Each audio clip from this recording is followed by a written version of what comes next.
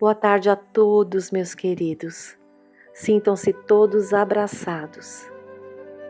Que saudade que dá da nossa casa amarelinha, de janelinhas azuis, mas saudade é um sentimento precioso porque só se desenvolve nos corações que criaram vínculos afetuosos, né? E temos sim vínculos afetuosos. Agradeçamos a Deus, nosso Pai, Criador de tudo e de todos, pela oportunidade da vida, das provas, das expiações, porque são para todos nós um meio de aprendizado e evolução. Pai nosso que estais nos céus, santificado seja, Senhor, o vosso nome. Venha a nós o vosso reino e seja feita a vossa vontade, assim na terra como no céu. O pão nosso de cada dia dá-nos hoje. Perdoai as nossas ofensas. Ensina-nos a perdoar de um modo maior àqueles que nos tenham ofendido. E não nos deixes cair em tentações. E livra-nos sempre da prática e do pensamento de todo o mal. Vamos ver no Evangelho segundo o Espiritismo, o capítulo 12. Amai os vossos inimigos. Pagar o mal com o bem. Aprendeste que foi dito: amareis vosso próximo e odiareis vosso inimigo. E eu vos digo: amai os vossos inimigos, fazei o bem àqueles que vos odeiam e orai por aqueles que vos perseguem e vos caluniam, a fim de que sejais os filhos de vosso Pai que estás nos céus, que faz erguer o sol sobre os bons e sobre os maus, e faz chover sobre os justos e os injustos. Porque se não amardes senão aqueles que vos amam, que recompensa disso tereis? Os publicanos não o fazem também? Eu vos digo que se a vossa justiça não for mais abundante que a dos escribas e dos fariseus, não entrareis no reino dos céus. São Mateus, capítulo 5, versículos 20 e de 43 a 47. Se não amardes senão aqueles que vos amam, que recompensa tereis, uma vez que as pessoas de má vida amam também aqueles que as amam? E se não fazeis o bem, senão àqueles que vô-lo fazem, que recompensa tereis, uma vez que as pessoas de má vida fazem a mesma coisa? E se vós não emprestais senão àqueles a quem esperais receber o mesmo favor, que recompensa tereis, uma vez que as pessoas de má vida se emprestam mutuamente para receber a mesma vantagem?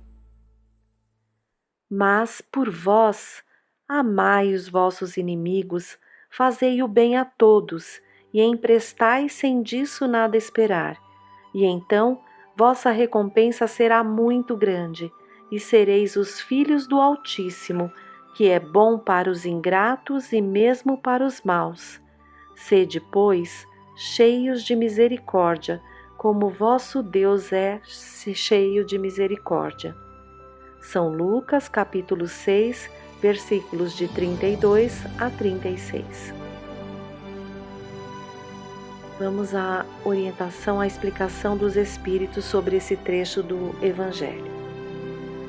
Se o amor ao próximo é o princípio da caridade, amar os inimigos é sua aplicação sublime, porque esta virtude é uma das maiores vitórias alcançadas sobre o egoísmo e o orgulho. Entretanto, equivoca-se geralmente sobre o sentido da palavra amor nessa circunstância. Jesus não quis dizer por essas palavras que se deve ter pelo inimigo a ternura que se tem para com um irmão ou amigo. A ternura supõe a confiança. Ora, não se pode ter confiança naquele que sabemos nos querer mal. Não se pode ter com ele os transportes de amizade, porque se sabe que é capaz de abusar disso. Entre pessoas que desconfiam umas das outras, não poderá haver os laços de simpatia que existem entre aquelas que estão em comunhão de pensamentos. Não se pode, enfim, ter o mesmo prazer ao se encontrar com um inimigo do que com um amigo. Esse sentimento resulta mesmo de uma lei física, a da assimilação e da repulsão dos fluidos. O pensamento malévolo dirige uma corrente fluídica cuja impressão é penosa.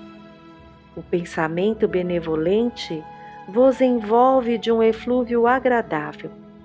Daí a diferença de sensações que se experimenta à aproximação de um amigo ou de um inimigo.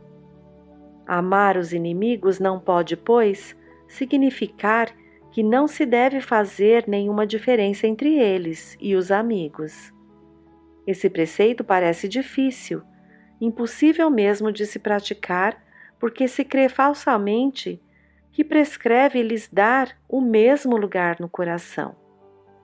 Se a pobreza das línguas humanas obriga a se servir do mesmo termo para exprimir diversas nuances de sentimentos, a razão deve diferenciá-los segundo o caso. Amar os inimigos não é, pois, ter para com eles uma afeição que não está na natureza, porque o contato de um inimigo faz bater o coração de maneira bem diferente do de um amigo. É não ter contra eles nem ódio nem rancor, nem desejo de vingança. É perdoar-lhes sem segunda intenção e incondicionalmente o mal que nos fazem. É não opor nenhum obstáculo à reconciliação. É desejar-lhes o bem em lugar de desejar-lhes o mal. É regozijar-se em lugar de se afligir pelo bem que os alcança. É lhes estender a mão segura em caso de necessidade. É abster-se em palavras e em ações de tudo o que possa prejudicá-los. Enfim, é lhes retribuir em tudo o mal com o bem, sem intenção de os humilhar. Quem quer que faça isso, cumpre as condições do mandamento: amai os vossos inimigos. Amar os inimigos é um absurdo para o incrédulo. Aquele para quem a vida presente é tudo, não vê no inimigo senão um ser nocivo, perturbando sua tranquilidade e do qual crê que só a morte pode livrá-lo. Daí o desejo de vingança. Não tem nenhum interesse em perdoar, se isso não é para satisfazer seu orgulho aos olhos do mundo. Perdoar mesmo em certos casos lhe parece uma fraqueza indigna de si. Se não se vinga, não lhe conserva menos rancor e um secreto desejo do mal. Para o crente, mas para o espírita sobretudo, a maneira de ver é diferente, porque ele considera o passado e o futuro, entre os quais a vida presente não é senão um ponto. Sabe que, pela própria destinação da terra, deve prever encontrar nela homens maus e perversos, que as maldades das quais é alvo fazem parte das provas que deve suportar, e o ponto de vista elevado em que se coloca lhe torna as vicissitudes menos amargas, venham elas dos homens ou das coisas. Se ele não se queixa das provas, não deve murmurar contra aqueles que delas são os instrumentos. Se, em lugar de se lamentar, agradece a Deus por experimentá-lo, deve agradecer a mão que lhe fornece a ocasião de provar sua paciência e sua resignação. Esse pensamento o dispõe naturalmente ao perdão. Ele sente, por outro lado, que quanto mais é generoso, mais se engrandece aos próprios olhos e se acha fora do alcance dos golpes malevolentes do seu inimigo. O homem que ocupa uma posição elevada no mundo não se crê ofendido pelos insultos daquele a quem considera como seu inferior. Assim ocorre com aquele que se eleva no mundo moral acima da humanidade material. Ele compreende que o ódio e o rancor o aviltariam e o rebaixariam. Ora, para ser superior ao seu adversário, é preciso que tenha a alma maior, mais nobre e mais generosa. Vamos conversar um pouquinho sobre esse trechinho do Evangelho. Nós vamos lembrar que o maior mandamento é amar a Deus sobre todas as coisas e ao próximo como a nós mesmos. E após o Evangelho de São Lucas, o primeiro item que a espiritualidade vem nos esclarecer fala exatamente sobre isso. Vamos relembrar a primeira frase. Se o amor ao próximo é o princípio da caridade, amar os inimigos é sua aplicação sublime, porque essa virtude é uma das maiores vitórias alcançadas sobre o egoísmo e o orgulho. É exatamente isso que devemos combater em nós para conseguirmos compreender esse mandamento e praticá-lo.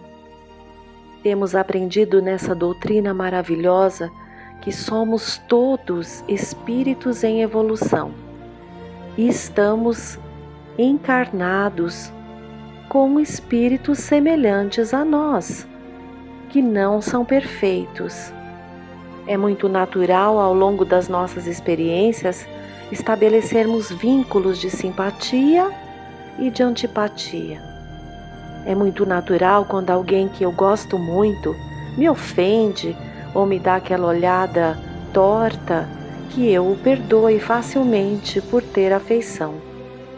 Mas e aquele outro, que faz bater o meu coração de forma diferente, como está dizendo aqui o Evangelho? Que desafio maior é para mim encontrar-me com aquele que é considerado o inimigo. Como tratá-lo bem se me sinto tão mal em sua presença?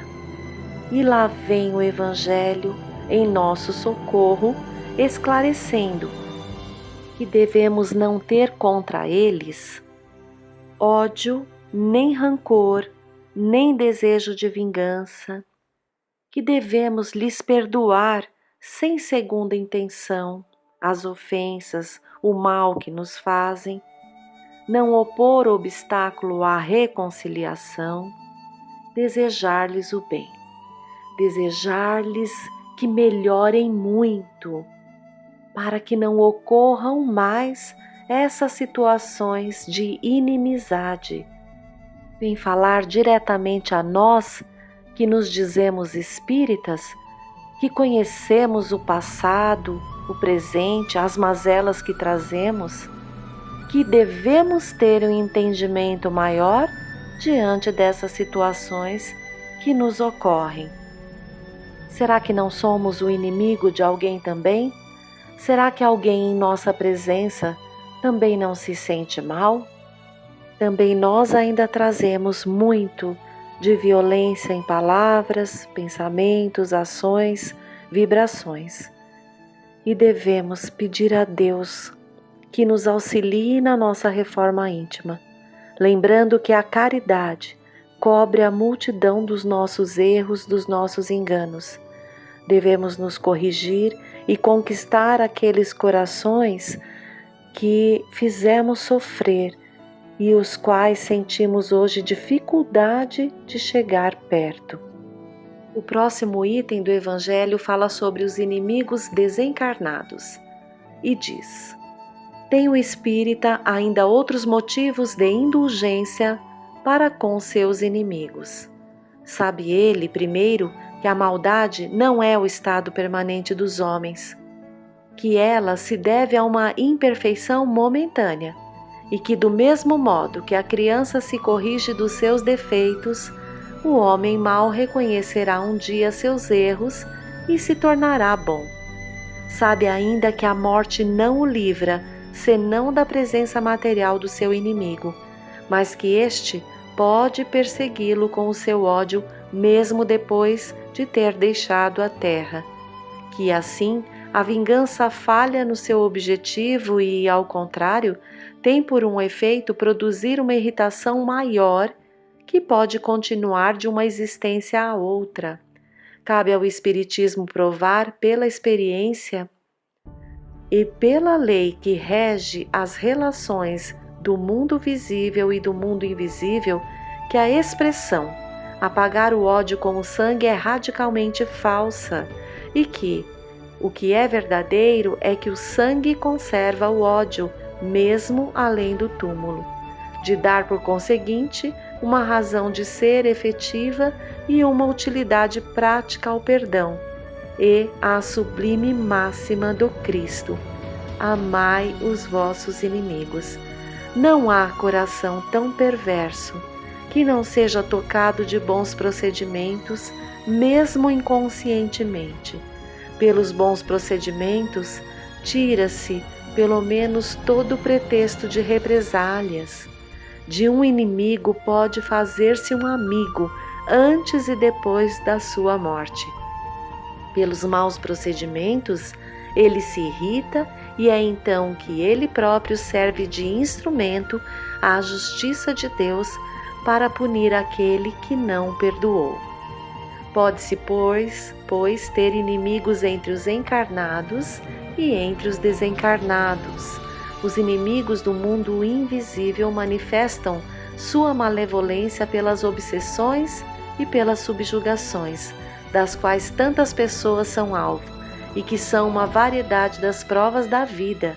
Essas provas, como as outras, ajudam ao adiantamento e devem ser aceitas com resignação, e como consequência da natureza inferior do globo terrestre. Se não houvessem homens maus na terra, não haveria espíritos maus ao redor dela. Se, pois, deve-se ter indulgência e benevolência para com os inimigos encarnados, devemos tê-las igualmente para com aqueles que estão desencarnados. Outrora, sacrificavam-se vítimas sangrentas para apaziguar os deuses infernais, que não eram outros senão os espíritos maus. Aos deuses infernais sucederam os demônios, que são a mesma coisa. O Espiritismo veio provar que esses demônios não são outros senão as almas de homens perversos que não se despojaram ainda dos instintos materiais, que não se pode apaziguá-los senão pelo sacrifício de seu ódio, quer dizer, pela caridade, que a caridade não tem apenas por efeito impedi-los de fazer o mal, mas de os conduzir ao caminho do bem e de contribuir para a sua salvação. É assim que a máxima "amai os vossos inimigos" não está circunscrita ao círculo estreito da terra e da vida presente, mas se integra na grande lei de solidariedade e de fraternidade universais. Para finalizar, eu trouxe um poema de Maria Dolores que fala sobre os ofensores. Olha que bonito, e assim a gente finaliza. À frente do dia a dia, não ouvides alma boa, se alguém te fere, perdoa, nas lutas que vêm e vão, resguarda-te em paz no mundo, ofensa às vezes na vida, vem da lágrima escondida sob a forma de agressão. Nas áreas do pensamento, sem queixas e sem consultas, existem dores ocultas, estradas que ninguém vê. Vemos certos ofensores que espalham pedras em bando, trazendo o peito sangrando, só eles sabem por quê. Esse carrega consigo enfermidade obscura, outro guarda a desventura de uma afeição infeliz, outro deseja esquecer a rebeldia tenaz, mas já não sabe o que faz e nem pondera o que diz. Outro surge em doce face, por vezes é quem mais amas, traz por dentro o peito em chamas, embora disfarce a dor. A pessoa que te agride é sempre quando reponte, deserto pedindo fonte, angústia esmolando amor. Também nós, além do mundo, buscando as luzes supremas, atravessamos problemas, exames de amor e paz. Alma querida, o ofensor, nas sendas de cada dia, é um teste que Deus te envia para saber como estás. Um abraço a todos, meus queridos, e até o próximo encontro.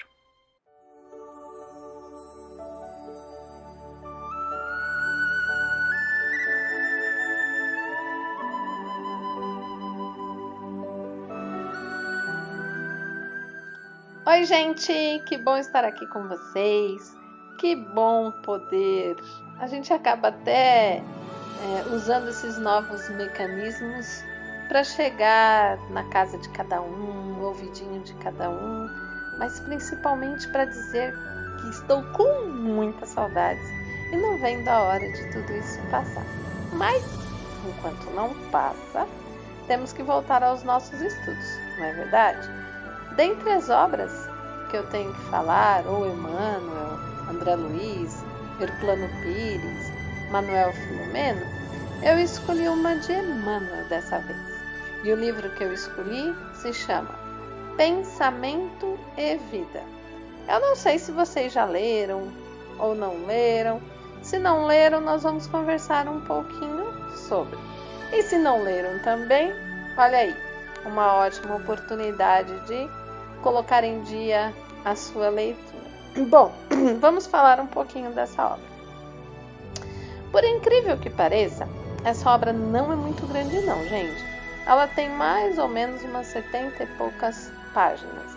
Ela foi psicografada por Chico Xavier em 1958, lá para os meados de fevereiro. E ela tem 30 capítulos. E olha que interessante, Emmanuel usa essa obra como se fosse uma cartilha ali para suas tarefas. Vocês devem estar pensando, Emmanuel precisa de uma cartilha? Sim, todos nós não temos que estar ali todo instante com o Evangelho embaixo do braço, recorrer a ele quando necessitamos de alguma coisa. Emmanuel também faz os seus apontamentos e nessa obra ele colocou alguns deles e graças a Deus compartilhou conosco também para ter acesso a essa obra e o seu conteúdo.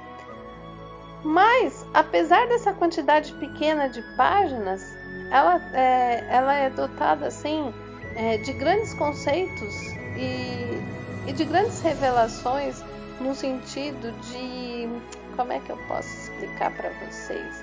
De nos elucidar em determinadas situações, inclusive como agir. São reflexões sobre vontade, a diferença de vontade e desejo, reflexões sobre fé, sobre trabalho, sugestão, vocação, profissão. Cada item desse vai estar ali dentro de um capítulo da obra. Aí vocês estão aí perguntando, mas você vai falar de todos os capítulos? Não, porque não dá. Pela questão tempo, eu não consigo falar de toda a obra e falar de todos os capítulos. Eu vou trazer para vocês, digamos assim, um resumo da obra. Vou instigá-los a procurar a obra, para ler também. Quem tiver interesse pode baixar em PDF na internet ou comprar ali também, audiobook. Bom, vocês sabem mais do que eu. Mas vamos efetivamente a essa obra que se chama Pensamento e Vida. Essa obra, ela nos, digamos assim, ela nos impulsiona a algumas reflexões. A primeira delas, caso eu estivesse olhando para vocês, eu ia perguntar assim, meus amores, o pensamento tem força? Aí vocês devem estar aí, será que tem força? Será que não tem? Guardem essa questão. A outra questão que nos faz refletir. Os pensamentos, eles afetam ou não afetam a nossa vida? Guardem aí as suas respostas, hein? Terceira pergunta. Os pensamentos, eles mexem com a nossa intimidade, com aquela coisa que nós temos dentro do nosso coração? Que eu já vou emendar até a quarta pergunta. Qual a ligação do pensamento com as nossas emoções? E a última pergunta, olha essa que é importante, para a gente refletir e pensar. Tem a pessoa, o espírito encarnado, a capacidade de gerenciar é controlar, né, as emoções e o pensamento em benefício do progresso? Olha aí, gente, que pergunta importante. Nós, de alguma forma, mesmo aí dentro de casa, fechados, através do pensamento, nós conseguimos fazer algum benefício para o nosso planeta Terra, para o progresso da humanidade? Eu poderia deixá-los aí sem resposta, não é verdade? E falar assim, agora vocês vão comprar o livro para saber exatamente dessas 5 questões, o que pensar e o que não pensar. Mas como eu sou boazinha, continuo boazinha, é mentira, tá, gente? Eu vou dar um auxílio aí para vocês, mas todo mundo é livre, até inclusive para ter a sua opinião sobre o assunto. A primeira questão é a força do pensamento. Gente, o nosso pensamento tem muita força. Nós nem temos noção do tamanho dessa força. Através do pensamento a gente cria, a gente transforma, mas também a gente destrói. E a gente pode, através dos pensamentos, fazer coisas assim magníficas. Digamos assim, ajudar o próximo, dar um up ali na vida dele. Através do pensamento a gente se conecta, a gente pode realizar ali coisas infinitas, positivas e negativas, porque é um movimento de permuta constante. Todo momento que eu estou pensando, eu estou conectando. Tanto é verdade que por vezes a gente está ali pensando tanto numa pessoa. Como está aquela pessoa? Será que ela está bem? Será que ela não está? Eu preciso falar com ela. Se eu olhar ali no telefone, quem me liga? A pessoa. Por isso, gente, nós temos que ter um controle muito grande sobre aquilo que pensamos. Se estamos com pensamentos negativos, pensamentos que não são muito agradáveis, nós temos que parar, respirar, pedir auxílio ali para a espiritualidade superior, para que naquele momento a gente possa mudar essa vibração. Pois a partir do momento que a gente pensa, e esse pensamento tem força, a gente cria uma permuta. E essa permuta pode tanto ser positiva, quanto ser negativa. Não tem aquele dizer que fala assim, me diga com quem andas, que eu te direi quem você é. A gente poderia dizer assim, me diga o que você pensa, que eu vou dizer quem está do seu lado. Porque a todo instante nós estamos pensando e através desse pensamento, dessa força, a gente vibra e nessa vibração a gente forma alianças, que é essa permuta aí. Então, a primeira reflexão que a gente tem, a força do pensamento, ele tem força? Sim, muita. E depende de cada um saber utilizar essa força em benefício, né? Eu já estou chegando lá na última questão. Não só individual, quanto coletivo. A obra de Emmanuel, ele fala assim, que a mente é o espelho da nossa vida. Se eu acordo de manhã pensando, meu Deus, hoje o meu dia vai ser difícil, eu só estou vendo problema, só estou vendo dificuldade, com certeza, o meu dia vai ser o quê? O espelho daquilo que eu penso. Por isso, essa orientação, esse controle, esse equilíbrio do que a gente pensa. Tudo bem? Agora vamos à segunda questão, que eu já nem lembro o que eu falei para vocês. Olha lá. Como os pensamentos afetam a nossa vida? É aquilo que nós acabamos de dizer. Se eu tenho bons pensamentos, eu consigo, de alguma forma, ter equilíbrio no que eu faço, nas pessoas que estão ao meu redor. Se eu já tenho pensamentos negativos, alguém não olhou para mim e eu já estou mal-humorada, não sei o que, eu vou interpretar aquilo como se a pessoa é sem educação ou não gosta de mim, enfim. E se eu estiver com um pensamento elevado, eu vou pensar, nossa, ela nem me enxergou, nossa, será que ela está com algum problema? Então vejam, o pensamento ele atinge diretamente a nossa vida, diretamente o nosso agir com relação àquelas pessoas que estão do nosso lado, certo? Terceira questão que nós levantamos. Efeitos do pensamento na intimidade de cada um. Eu não sei se vocês viram, inclusive mesmo uma obra do Emmanuel, né? O quanto aquilo que a gente pensa afeta não só a nossa intimidade, mas também afeta o nosso físico. Por exemplo, se eu sou aquela pessoa negativa, se eu sou aquela pessoa que não consigo ter pensamentos positivos, eu não vejo esperança na vida, eu não vejo motivo, o que acontece? Eu vou até adoecendo, eu vou acreditando realmente o quê? Que a vida não vale a pena ser vivida.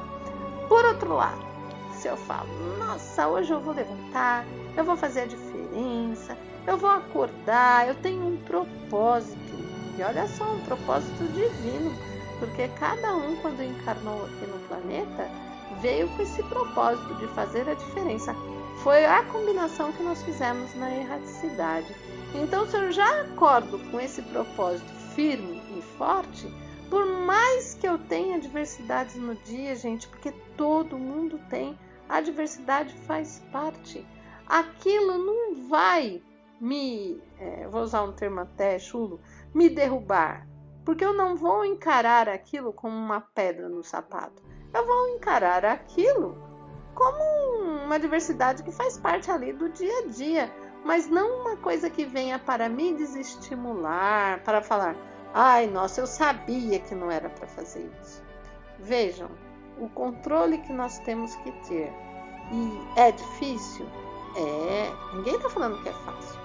Por isso que Deus nos colocou aí todos juntos para um ajudar o outro, para o outro ver, poxa, eu não estou legal, fulano. Aí o outro fala, vamos cantar, vamos ler um trechinho do Evangelho, conversa um pouquinho. Para quê? Para superar esse pedacinho crítico que eu estou vivendo ali naquele momento, o do controle do pensamento. A quarta questão que eu coloquei para vocês. Qual a ligação do pensamento e as nossas emoções? Vamos lá. O pensamento, ele gera um sentimento. Se a gente pensa, a gente sente. Então, não tem como separar o que a gente pensa do que a gente sente. É como se fosse um imã que atrai. Então, por exemplo, se eu tô assim, chateada com alguém, entristecida com alguém, primeiro eu tô pensando, ela fez isso, ela fez aquilo. Essa energia vai vibrar o quê? Uma emoção dentro de mim, uma emoção de raiva, uma emoção de tristeza. E eu vou acabar fazendo o quê? Atraindo pensamentos semelhantes a esses pensamentos meus. Que nós nem vamos entrar nesse assunto, senão esses 20 minutos não vai dar nem para explicar. Que são os irmãozinhos nossos que vibram da mesma forma. Aí o que era pequenininho, né, a tristeza, o desânimo, a indignação vai crescendo, crescendo, crescendo e vai tomando ali proporções que a gente perde o controle. Todo mundo sabe que é a obsessão que nós falamos. Então vejam, falar que o nosso amigo espiritual que está do nosso lado ali, nos acompanhando, permutando o pensamento, a culpa é dele? Não, é nossa. Que a partir do momento que nós pensamos, nós vibramos, nós sentimos e nós fazemos o quê? Devolvemos isso em emoções. É lógico que o nosso dia inteiro, eu vou usar até um termo engraçado, é emocionado. Somos humanos, estamos o dia inteiro pensando, o dia inteiro vibrando, o dia inteiro se emocionando. Estamos ora tristes, ora felizes, ora alegres. Isso faz parte, sim, do nosso crescimento e da nossa humanidade. O que nós temos que ter é o discernimento e a pontuação. Quando eu falo pontuação, é o equilíbrio. Falar que, de alguma forma, tá todo mundo na quarentena, a gente não pode ficar triste por estarmos isolados, não podermos ver os nossos parentes, não podemos abraçar, não podemos beijar.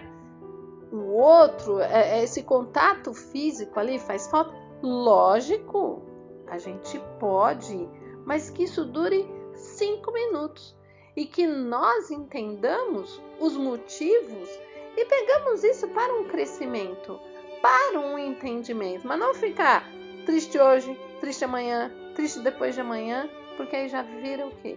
Melancolia. Vê? Depende de cada um. Entender, sentir, trabalhar essa emoção da melhor forma possível. E por derradeiro vem a última questão, que é aquela: será que o pensamento afeta diretamente a humanidade, o planeta Terra? O que pensamos pode auxiliar ali no progresso? Sim. Aí eu vou ler até um pedacinho do livro, se vocês me permitirem, que fala assim: pode-se concluir assim que em torno de uma pessoa, de uma família, de uma cidade, de uma nação ou de um planeta, existe uma atmosfera espiritual fluídica que varia vibratoriamente segundo a natureza moral dos espíritos envolvidos. Vê? Então, o pensamento ele afeta diretamente cada um, mas afeta o todo. E de que forma a gente pode ajudar o planeta Terra neste momento? Com fé, com esperança que tudo vai passar, acreditando sinceramente, gente, que estamos juntos, nos amamos e por si só, não esqueçam quem está no leme da nossa nau. E com isso eu encerro aqui o estudo de hoje dessa obra de Emmanuel, só trazendo para vocês ali uma pincelada, encerrando aí o nosso estudo, agradecendo imensamente a Deus a bendita oportunidade de estarmos aqui, estarmos juntos, principalmente encarnados neste momento no planeta Terra.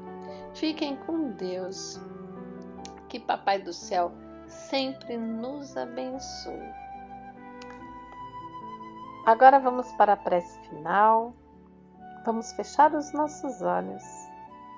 Agradecer a Deus pela bendita oportunidade da vida. Agradecer a Deus por todas as experiências que temos, que nos são dadas para a bendita reforma íntima. Que a gente possa a cada dia colocar em prática aquilo que estamos aprendendo na teoria. Que sejamos capazes de nos renovar todos os dias, tendo fé, acreditando que somos capazes de vibrar positivamente. Pai nosso que estais no céu, santificado seja o vosso nome. Venha a nós o vosso reino, seja feita a vossa vontade, assim na terra como no céu. O pão nosso de cada dia nos dai hoje. Perdoa, Pai, as nossas ofensas, assim como nós perdoamos a quem nos tenha ofendido. E não nos deixeis cair em tentação, mas livra-nos, Senhor, da prática e do pensamento de todo o mal. Graças a Deus.